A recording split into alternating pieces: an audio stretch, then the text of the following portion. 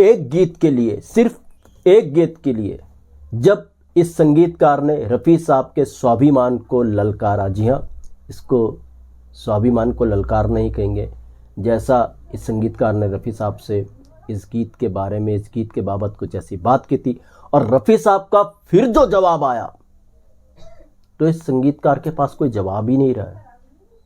उस संगीतकार ने भी सोचा, यार क्या ऐसे भी इंसान होते हैं, ऐसे भी लोग होते हैं जो फरिश्ते जैसे होते हैं?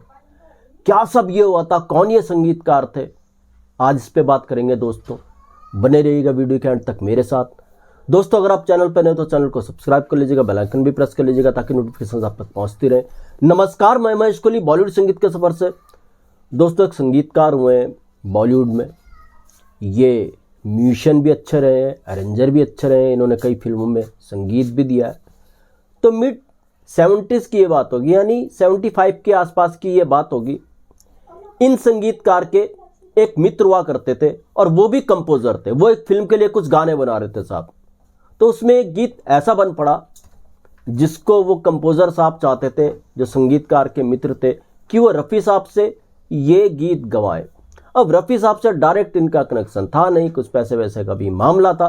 तो इन्होंने बात की अपने इस संगीतकार दोस्त। अब ये संगीतकार कौन थे जिनका मैं बार बार नाम ले रहा हूं, ये मैं आपको बाद में बताऊंगा। तो खैर साहब, इनके मित्र कंपोजर ने जब बताया अपने दोस्त संगीतकार को कि उनको रफ़ी साहब की आवाज़ चाहिए इस गीत के अंदर। अब इस संगीतकार को पता था, यार रफ़ी साहब इतने बड़े सिंगर हैं, इनका प्राइस काफ़ी है, लेकिन उन्होंने फिर भी इस नए कंपोजर को कहा ठीक है, वो रफ़ी साहब से बात करेंगे। और इस तरीके से फिर उन्होंने रफ़ी साहब से बात करने के बजाय उनके जो मैनेजर हुआ करते थे, उनके वो साले भाई भी थे, जी हाँ, ज़हीर साहब। तो संगीतकार ने सोचा अपने दोस्त की कंपोजिशन के लिए वो ज़हीर साहब से बात कर लेंगे, वो सब मैनेज कर लेंगे। तो खैर साहब, इस संगीतकार ने अपने इस दोस्त कंपोजर के लिए फ़ोन लगाया ज़हीर साहब को। ज़हीर साहब ने कहा ठीक है, रफ़ी साहब गा देंगे, मगर एक गीत का रफ़ी साहब लेंगे 15,000 रुपया। अब साहब ये चौंके यार कि 15,000 तो बहुत बड़ी रकम हुआ करती थी उस दौर में। रफ़ी साहब एक गीत का 15,000 मांग रहे हैं, मतलब उनके मैनेजर 15,000 मांग रहे हैं। अब हो तो क्या हो। तो इस संगीतकार ने कहा अपने इस दोस्त को कि यार अगर तुम्हें रफ़ी साहब की आवाज़ चाहिए अपने गीत के अंदर तो रफ़ी साहब से मिलते हैं, रफ़ी साहब के घर चलते हैं। खैर साहब, ये रफ़ी साहब के घर पहुँचे तो इन्होंने मुलाकात की रफ़ी साहब के साले भाई और जो उनके मैनेजर भी थे ज़हीर साहब से। उन्होंने ज़हीर साहब को साफ साफ कहा अपने दोस्त के लिए, संगीतकार ने, देखो इनके पास यार 15,000 रुपये तो नहीं होंगे। तो ज़हीर साहब ने सोचा थोड़ी देर। ज़हीर साहब ने कहा ठीक है, अगर 15,000 रुपये नहीं है तो भाई 12,000 में काम हो जाएगा, 12,000 दे दो। रफ़ी साहब 12,000 में गा देंगे। मगर इनके पास 12,000 भी नहीं थे। ज़हीर साहब के सामने इन्होंने सारी बात रख दी कि 12,000 भी यार हमारे पास नहीं है। तो देखिए, रफ़ी साहब तो महान थे ही, उनके जो साले भाई थे, जो उनके मैनेजर भी थे, वो भी कितने बड़े दिल के इंसान थे। वो चाहते तो उनको वहीं गेट से निकाल देते कि भैया आप जाओ, अपने घर जाओ, अब आगे काम नहीं होगा। आपको 15,000 का आता नहीं, हमने 12,000 कह दिए, वो भी आपके पास नहीं है। तो रफ़ी साहब आपके लिए क्यों गाएं फिर यार? हर कोई पैसे के लिए काम करता है। मगर ये तो कुछ महान लोग थे दोस्तों, रफ़ी साहब जैसे, और उनके साले भाई भी बड़े दिल के इंसान थे। मगर उनके साले भाई ने उनको भगाने के बजाय उनको एक बहुत बड़ी बात की। जब बातचीत नहीं बन रही थी, 15,000 इनके पास थे नहीं, 12,000 पे बात है, 12,000 भी इनके पास नहीं थे। तो उनके साले भाई ने कहा, उनके मैनेजर ने कहा, नहीं रफ़ी साहब के साले भाई और मैनेजर ज़हीर साहब ने कहा, आप एक काम कीजिए, आप खुद ही साहब से मिल लो यार।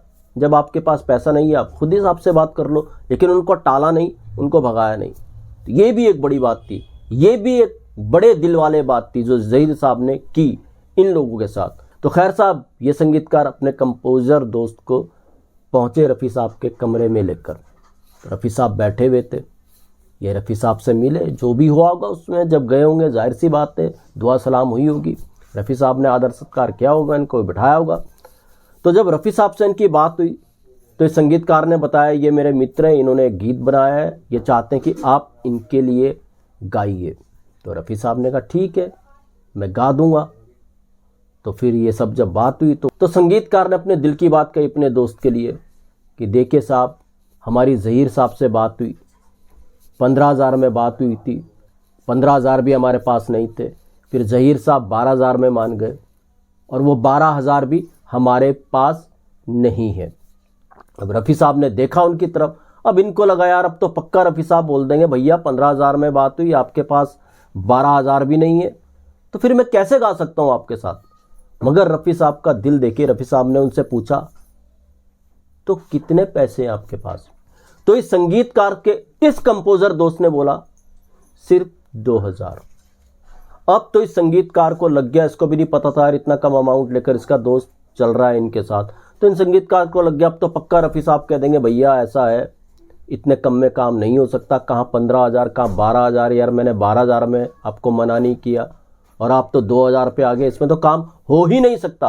अब इनको लगा रफ़ी साहब ये बोलने वाले हैं, मगर रफ़ी साहब ने कहा ठीक है भाई मैं तुम्हारे लिए 2,000 में गा दूंगा, ठीक है हारमोनियम उठा के लाओ, बाजा उठा के लाओ, तो प्रैक्टिस करते हैं गीत की, मुझे प्रैक्टिस कराओ गीत की। हर संगीतकार के गीत पे रफ़ी साहब पहले खूब प्रैक्टिस किया करते थे और कहते हैं चाहे नया संगीतकार हो चाहे पुराना संगीतकार हो, संगीतकार को रफ़ी साहब अपना गुरु मानते थे, जो उनसे गवा रहा है वो जैसा चाहता था रफ़ी साहब वैसे ही गाते थे और उससे कई बेहतर रफ़ी साहब गा दिया करते थे। तो खैर साहब अब ये जब 2,000 वाली बात पे भी रफ़ी साहब मान गए और रफ़ी साहब ने यहाँ तक कह दिया बाजा ले आओ प्रैक्टिस कर लेते हैं, तो ये सब जब चल रहा था बाजा वाजा ला रहे थे, प्रैक्टिस सब हुई, तो इस संगीतकार के दिमाग में एक बात चल रही थी, तनाव आ गया संगीतकार के दिमाग में, यार ये सब क्या हो रहा है।